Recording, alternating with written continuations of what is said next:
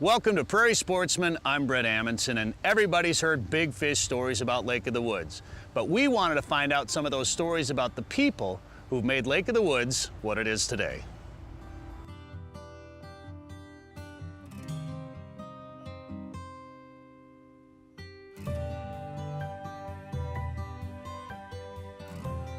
Our grandfather walked up here in about like 1894 from the Red River Valley, and he wasn't much for farming, and he heard about the sturgeon fishing on Lake of the Woods. He homesteaded at Rocky Point in 1897 and then started his own fishery, and then the sturgeon were used for their caviar.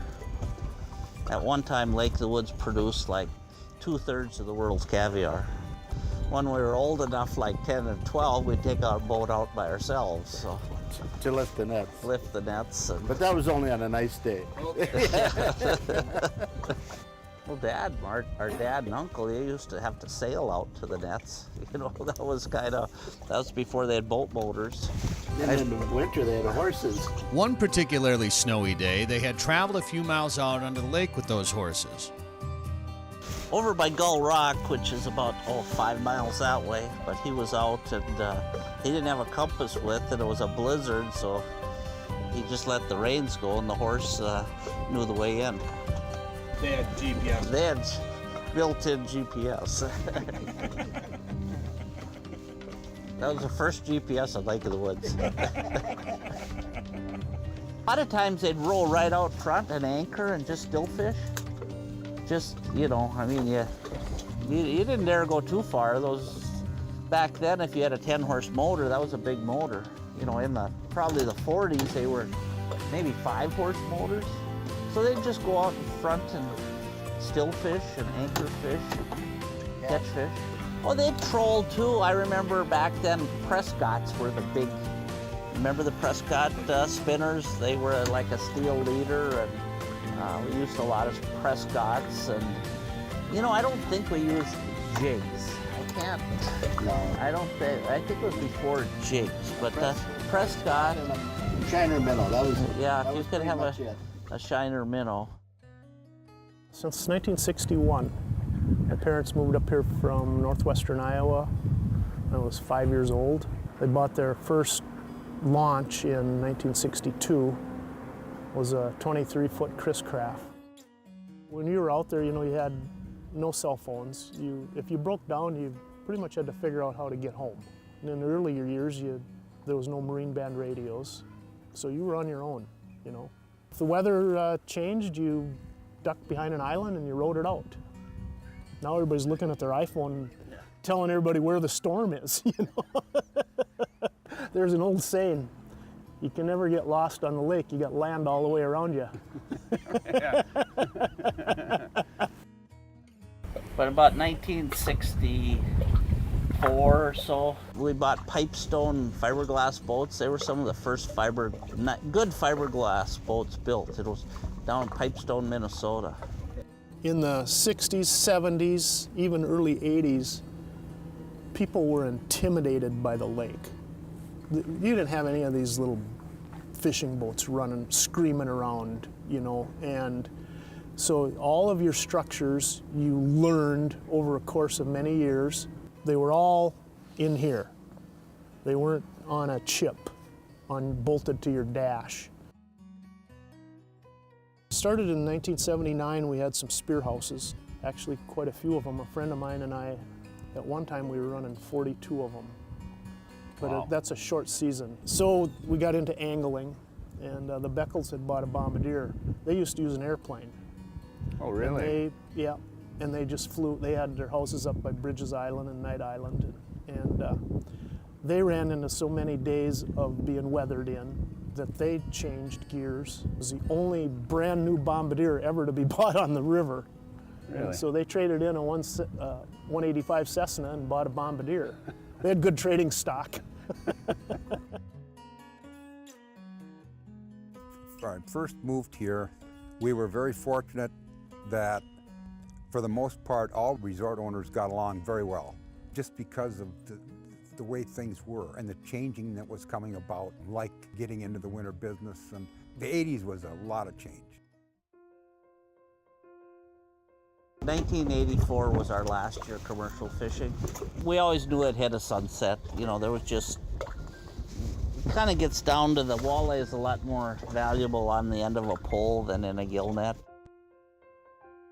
I know that I got into the ice fishing business the winter of 85, 86. And at that time, I want to say I know we got 25 bucks a head per person. That was transportation out and back, the fish house, the bait, your tackle. I mean, we supplied the poles and everything, right? And then I want to say we got like $15 a head per night, maybe, for the cabin. And it just grew and it grew and it grew. The winter business not only helped financially, but you didn't have to hug and kiss your guides and your summer employees in the fall and hope you got them back in the spring, because now you can keep them employed. And look at the baits available. I mean, remember when Shad Raps came out? I mean, we paid 12 bucks a Shad Rap. I mean, that was huge. We only got 35 bucks a head for a guy on the charter boat, for God's sakes. So, I mean, it was huge.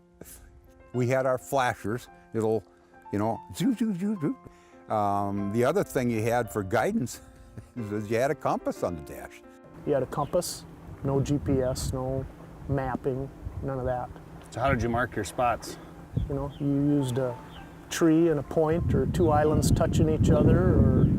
Yeah, if a tree's out on a point someplace and blew down, somebody was in trouble. A tree and a rock, or a gull rock, or a cut in the woods, or sometimes you'd have a brick too on a rope. You could feel when you hit the reefs, so. Some of our best days are an average day now, you know. I mean, I have a picture and I've got a board with, oh, probably 12 fish between 5 and 7 pounds, and that was just that was once in a summer, you know. And now they do it every day, you know. When we commercial fished, it was a sustainable fishery. We didn't fish it out. Obviously, that portion that we would catch was not available to a sport fisherman. Our average catch in the industry was about 200,000 pounds a year. And probably then the sport fish catch was about the same. So it was about 400,000 pounds, 350 to 400. Now we're up to 800 to 1 million pounds, just the sport fishing side. When I started, you could bring in 84 fish legally. Then it went down to 42, and that's saying if with the guides limit, you know, 6 people on a launch. So you really tried to make a practice of not keeping the guides limit. We got rid of the nets in 85. Then the limit went to 10. And like I said, with the downriggers and all that, it was a gong show. There's been different regulations put on. I think one was a slot limit. Some of the people that have been on the lake forever, me included, thought it was ridiculous, but the best thing they ever did. If somebody caught a 5-pound walleye or 6-pound walleye, I mean, you came down here and took 6, 8 pictures of that fish, right? 10 years later, somebody comes up and says, I got a 10-pound walleye, I want you to take a picture. You'd say, how many do you have? You know, okay, 'cause I mean, it was a different ballgame. So there's definitely a larger population of bigger fish in the lake than there used to be, which, in my opinion, has been very successful. To me, any other lake is second fiddle. I mean, this thing is just outstanding. From its humble beginnings, the fishing industry has now grown to include over 50 resorts and motels between the lake and the Rainy River. We're putting our money where our mouth is. We're still investing in the resort. It's got to be one of the great drive-to destinations, walleye destinations there is. Not only has the lake shown resilience in its natural ability to grow and sustain a healthy fish population, but man has understood the need for proper management and hasn't been afraid to make the necessary changes to ensure the fishery's success for generations to come. And we can thank those hardworking men and women who've made Lake of the Woods one of the best places in the world to enjoy a day on the water.